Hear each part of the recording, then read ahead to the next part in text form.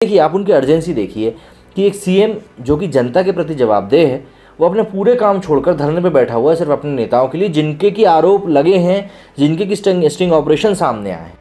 जय हिंद दोस्तों। बंगाल इस समय एक ऐसा जगह बन चुका है जहाँ से बातें निकल कर आना सामने ख़त्म ही नहीं हो रही हैं। एक के बाद एक चीज़ें वहाँ पर होती जा रही हैं, चाहे आप वहाँ की राजनीति को देख लीजिए, राजनीति के दौरान हुई हिंसा को देख लीजिए, या फिर अब चुनाव नतीजों के बाद हुई हिंसा को देख लीजिए, और उस हिंसा के बाद में अब इस स्टिंग ऑपरेशन को देख लीजिए। ये स्टिंग ऑपरेशन जो सामने आया है, इसने तो कई सारे बड़े बड़े नेताओं की पोल खोल दी, और जिस टीएमसी के ऊपर इतना भरोसा जताया है बंगाल की जनता ने, अब वही टीएमसी एक बार फिर से फंसती हुई नज़र आ रही है। और वहाँ पे सबसे बड़ी दिक्कत की बात यह है कि वहाँ की जो चीफ मिनिस्टर हैं, चीफ मिनिस्टर साहिबा वहाँ पर सीबीआई के काम में अभी भी अड़ंगा डाल रही हैं, धरने पे बैठी हुई हैं 5-6 घंटे से। तो इस तरीके से आखिर कैसे काम होगा, ये चीज़ समझ से परे है। बहरहाल इन चीज़ों के ऊपर हम लोग ज़्यादा समय वेस्ट ना करते हुए सीधे खबर की बात करते हैं कि भाई आखिर ये खबर है क्या। तो केंद्रीय अन्वेषण ब्यूरो मतलब सीबीआई ने नारदा स्टिंग मामले में आरोपित नेताओं पर शिकंजा कसना शुरू कर दिया है। जांच एजेंसी सोमवार मतलब 17 मई 2021 को पश्चिम बंगाल की सत्ताधारी पार्टी टीएमसी के नेताओं फिरहाद हाकिम, सुब्रत चटर्जी और मदन मित्रा के अलावा कोलकाता के पूर्व मेयम सोवन चटर्जी को पूछताछ के लिए अपने दफ्तर लेकर आई। फिरहाद और सुब्रत बंगाल की ममता बनर्जी की सरकार में मंत्री हैं, वहीं मदन मित्रा टीएमसी के विधायक हैं। इन नेताओं को सीबीआई दफ्तर ले जाने की खबर आने के बाद ममता बनर्जी भी जांच एजेंसी के दफ्तर पहुंच गई। समाचार एजेंसी एएनआई द्वारा शेयर की गई तस्वीरों में देखा जा सकता है कि वे सुरक्षा कर्मियों व कई नेताओं के साथ सीबीआई दफ्तर पहुंची हैं। कुछ मीडिया रिपोर्टों में नारदा स्टिंग ऑपरेशन केस में इन चारों को गिरफ्तार कर सीबीआई के कोलकाता से दफ्तर लाने की बात भी कही जा रही है। हालांकि गिरफ्तारी की आधिकारिक पुष्टि अभी तक हो नहीं पाई है। राज्यपाल जगदीप धनखड़ इन नेताओं के खिलाफ कार्रवाई की अनुमति सीबीआई को पहले ही दे चुके थे। फिलहाल हकीम टीएमसी के बड़े नामों में एक नाम है, और जब सीबीआई उन्हें अपनी गाड़ी में लेकर जा रही थी तभी बाहर भारी भीड़ जमा हो गई थी और लोगों ने उनके पक्ष में नारेबाजी शुरू कर दी थी। समर्थकों ने सुरक्षाकर्मियों के साथ धक्का मुक्की भी करी।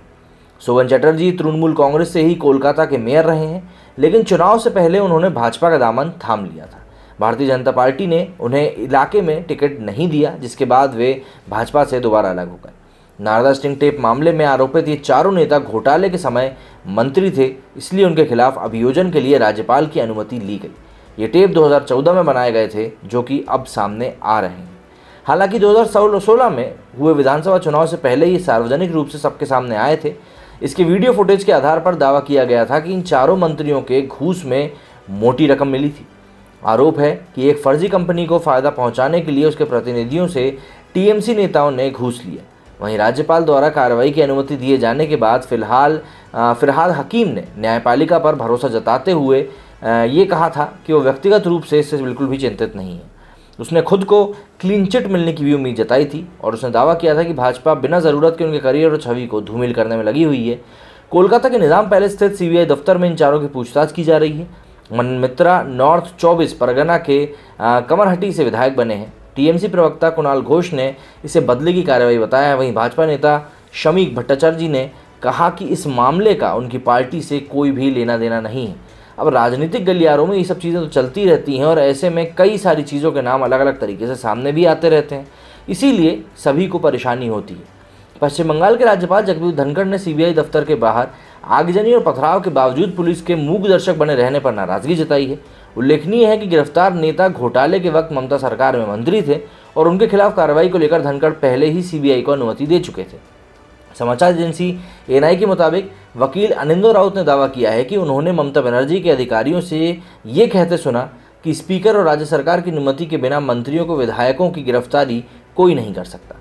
इससे पहले मुख्य सूचना आयुक्त आरसी जोशी ने बताया था कि सीबीआई ने इस मामले में कलकत्ता हाईकोर्ट के आदेश पर 16 अप्रैल 2017 को मामला दर्ज किया था। अब इस मामले में फिरहाद हकीम, सुब्रत मुखर्जी, मदन मित्रा और सोवन चटर्जी को गिरफ्तार किया गया है। ये सभी उस समय बंगाल सरकार के मंत्री थे। कोलकाता के निज़ाम पैलेस स्थित सीबीआई दफ्तर में इन चारों से इस समय पूछताछ की जा रही है। गौरतलब है कि बंगाल में साल 2016 के विधानसभा चुनाव से ठीक पहले नारदा स्टिंग टेप सार्वजनिक हुए थे। स्टिंग ऑपरेशन में कथित तौर पर नारदा न्यूज़ पोर्टल के मैथ्यू सैमुअल ने किया था। इन स्टिंग्स में टीएमसी नेताओं को कथित तौर पर कंपनी के प्रतिनिधियों से रुपए लेते हुए देखा गया था। स्टिंग मामले के सामने आने के बाद राज्य में खूब बवाल मचा था, जिसके बाद ये मामला हाईकोर्ट पहुंचा था। इसके बाद मामले की जांच सीबीआई को सौंप दी गई थी। मैथ्यू सैमुअल सीबीआई द्वारा टीएमसी नेताओं की गिरफ्तारी का स्वागत करता है। साथ ही तत्कालीन मंत्री और वर्तमान में बीजेपी विधायक दल के नेता शुभेंदु अधिकारी की गिरफ्तारी नहीं होने पर सवाल भी उठाया गया है।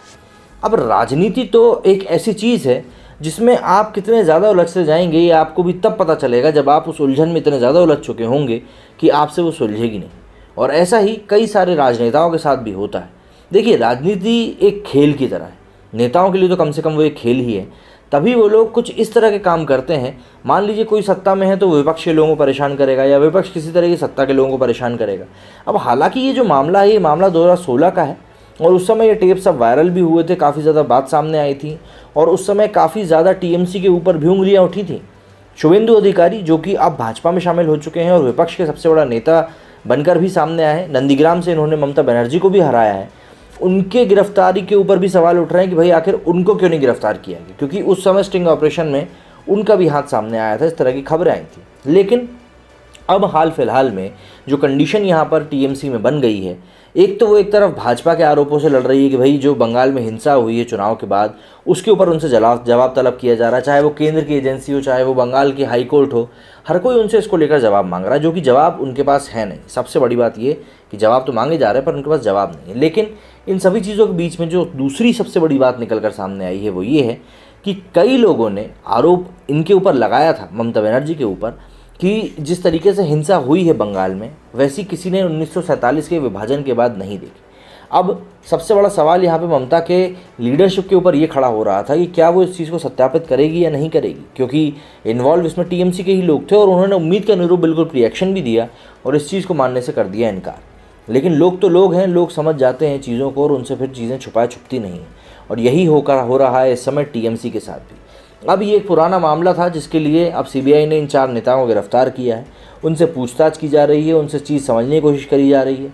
आरोप अभी सिद्ध हुए नहीं है, लेकिन हाँ, नाम इन लोगों का ही सामने आया। स्टिंग ऑपरेशन में यही लोग दिखे थे और जो मोटी बात सामने आ रही है कि इनको बड़ी मोटी मोटी घूस भी मिली थी। तो इस चक्कर में अब ये सबके सब फंसते नज़र आ रहे हैं। लेकिन हाँ, इन सब चीज़ों के बीच में भाजपा के पास एक बहुत बड़ा मौका है कि वो इस बात को बहुत ज़्यादा उठा सकती है। लेकिन फ़ायदा उसको होगा कि नहीं होगा ये मैं आपको बता देता हूँ कि उनको फ़ायदा इसीलिए नहीं होगा क्योंकि बंगाल में भाजपा के पास जितनी सीटें होनी चाहिए उससे काफ़ी ज़्यादा कम है। तो ऐसे में अगर सरकार के प्रति लोगों में अविश्वास आता भी है और जो तोड़ मोड़ ना चलता है इन लोगों का विधायकों का होता भी है, तो उसके बाद भी वो सरकार वहाँ पर नहीं बना पाएंगे क्योंकि उनको काफ़ी ज़्यादा विधायकों की आवश्यकता रहेगी और उतने विधायक एक बार में एक तरफ से दूसरी तरफ आना संभव होता नहीं है। और अभी जिस तरह का समय टीएमसी में चल रहा है, जिस तरह की लहर ममता बनर्जी की बंगाल में देखने को मिल रही है, उसको देखते हुए ऐसा ही लगता है कि बंगाल में अभी कुछ समय तो लोगों का जो विश्वास है, जन का विश्वास है, वो ममता बनर्जी के साथ ही रहेगा। लेकिन ये मामला जो निकल कर सामने आया है, ये मामला मुझे ऐसा लग रहा है पर्सनल लेवल पे ये ज़रूर परेशान कर सकता है ममता बनर्जी को अगर ये मामला समय से सुलझा नहीं। क्योंकि देखिए, आप उनकी अर्जेंसी देखिए कि एक सीएम जो कि जनता के प्रति जवाबदेह है, वो अपने पूरे काम छोड़कर धरने पे बैठा हुआ है सिर्फ अपने नेताओं के लिए, जिनके की आरोप लगे हैं, जिनके की स्टिंग ऑपरेशन सामने आए हैं, उसके बाद भी वो धरने पे बैठा हुआ। तो यहाँ पे मेरे को ये चीज़ समझ में नहीं आती। मेरे स्टूडियो फिलहाल इतना ही। जय हिंद, जय भारत।